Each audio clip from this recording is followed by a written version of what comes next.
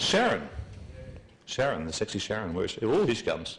Sharon is a massively great advocate, one of the community people we should look up to, who has been fighting and fighting and fighting for some reforms. I'll let her tell you about it. And if a lawyer doesn't turn up, after that it'll be Sconey. Thank you.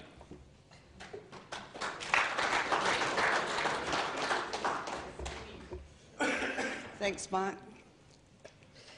I'd just like to say that Communities Against Pokies are proud to be associated with the Australian Alliance, and we look forward to working with everybody here.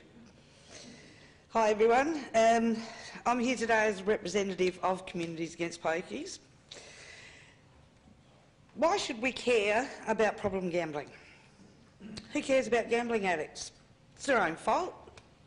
They're just weak, they're idiots. They're uneducated people, and if they don't spend it on gambling, they'll only spend it on booze and drugs. It's comments like these that prevent addicts from getting help and from speaking out about their addiction.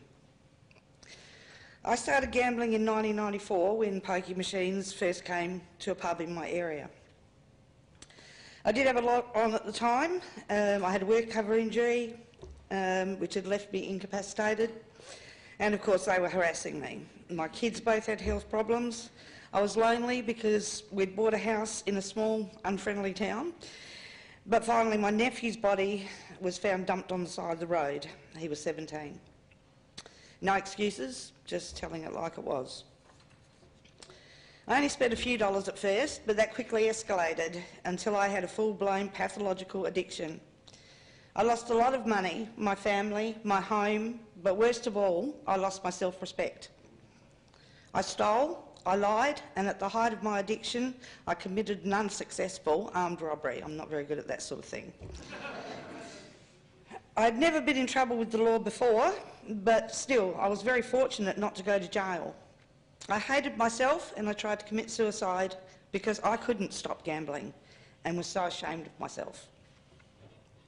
The reason I'm sharing this with you today is because I would like you to be able to put a human face to the issue and to dispel some of the myths about gambling addiction. I was addicted for over 10 years before I finally got the help that I needed, but it was then that I began to research, and I discovered that these machines were designed by psychologists to ensure that people do get addicted. I also discovered that the closer a venue is, or as I like to call them, mini casinos, because that's really what they are, but the closer one of those places is to you, the more likely you are to become addicted. And this is why we at Communities Against Pokies would like to see all the pokies removed from our suburban pubs and clubs and confined to the casino where they should be.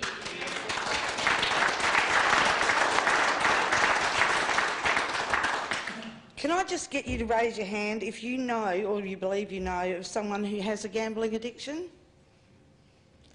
Most of the room? Thank you.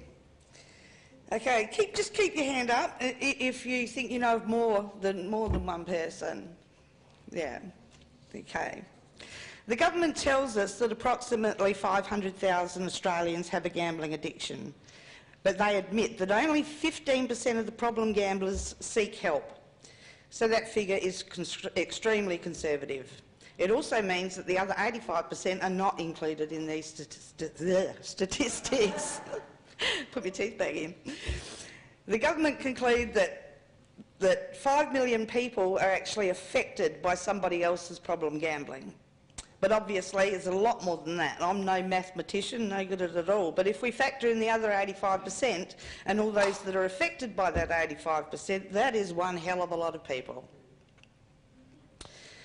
We all know that gambling affects those closest to the addict, but how does it affect our community as a whole? Let's look at Holden's as an example. Sadly, the highest percentage of gambling addicts in Australia are the 18 to 30-year-old age group. Now, I know at that age I was buying a new car and paying it off, but with our young people pouring their money into these machines, they have no money left to live on at the end of the week, let alone buy a new car. Incidentally, the next highest group is the 15 to 17-year-olds. Scary, isn't it?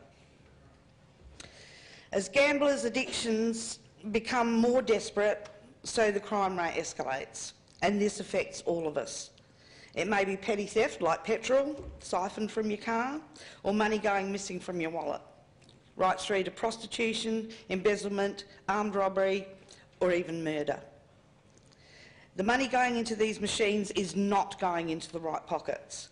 Our small businesses are closing as the big two supermarkets get a stranglehold on all areas of our lives, all with the help of the pokie machine revenue. So why do our government allow this? The government revenue from gambling in 2009 was $4 billion. Now that's a lot of money, but the social cost of gambling in 2009 was estimated to be $4.7 billion. So there's a shortfall there. And with such a shortfall, we have to wonder what are the benefits our politicians are gaining by allowing this to continue. But it creates jobs, doesn't it? We're told that gambling creates employment, though on average there are only 1 or 2 people working in each gambling room. A pub providing good entertainment would require more bar staff than that.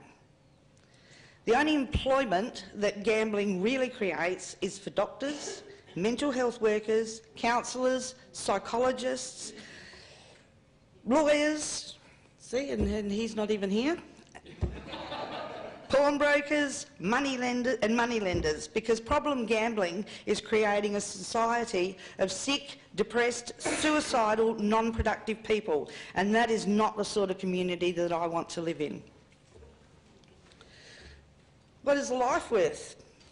On average, and now I know, you know, our farmers 4 a week, you were saying.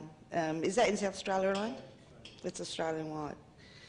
On average, 2 people a week commit suicide at the Melbourne casino alone.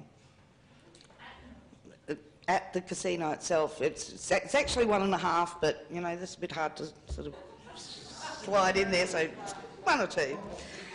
5 people a week are also admitted to the hospital for gambling-related suicide attempts, and that is just in Melbourne. I spoke to a police officer in the northern suburbs recently who told me that suicide attempts among our young people in that area are high, and many of them were attributed to the gambling-related issues. How can we stop the gambling problem without infringing on people's rights? Well, I still say, get the pokies out of the pubs and the clubs and only have them at the casino. If people really want to gamble, then they can go there. This would eliminate the problem of proximity. And Western Australia are doing very well without the pokies, so why can't we? Some of our members believe that the $1 bet limit will help. Others, like myself, are not so sure on that one.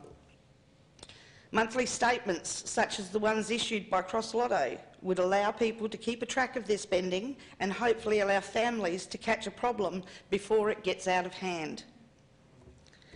Personally, I am in favour of licensing. Now, this seems to be working well in Singapore. The fees could go straight to the government, with a percentage going to the Gamblers Rehabilitation Fund that is not run and influenced by the gambling industry funds. People won't speak out for fear of losing their funding, and that, to me, is blackmail. Whenever we ask for reforms, we are told that they will do more research. We don't need more research. It has all been done, and the results are the same worldwide. These type of machines destroy communities.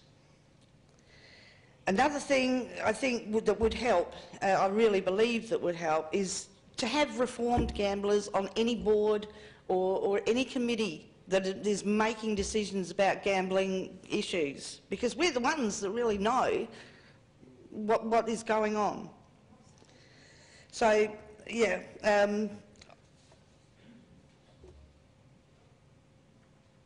like I say, these machines are destroying our communities, so please help me to stop them from destroying ours. Thank you.